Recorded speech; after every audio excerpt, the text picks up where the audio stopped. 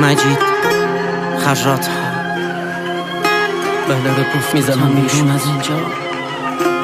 بله رو میگیم آخر کار میرم اون بیرون. ای میخوام بگم مبارک ولی باز به دامن خدا میشم نمیذار. برو خوشبخشم سرقم تبریک من بود. من واسه تو گریه کردم. آرزون بود که ببینم قطره های عشق به تو میشم هدیه کرد. وقتی اومدم سراغت پر گریه شد وجودم.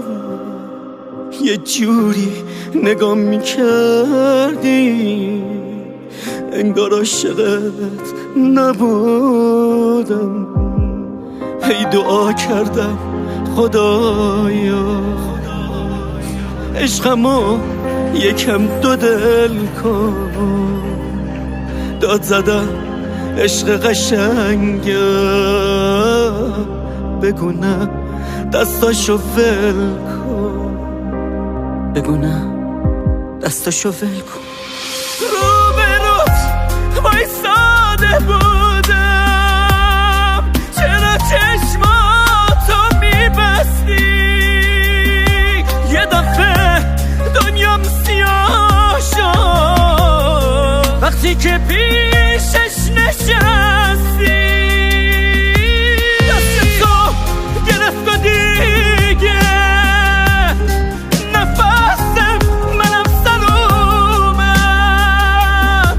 همه دست زدن بناتون ولی من گریم در اومد.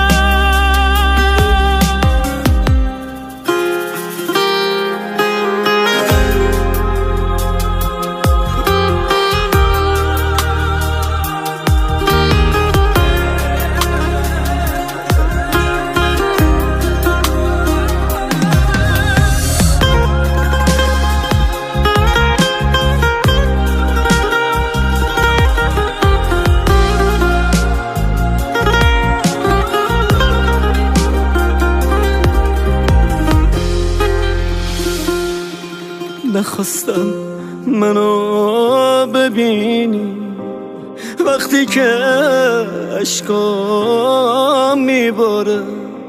یا تو عاشقم نبودی یا دعا اثر نداره.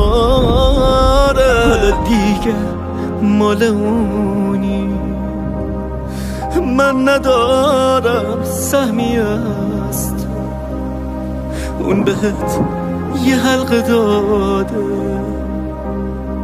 من 1000 تا حلقه عشقم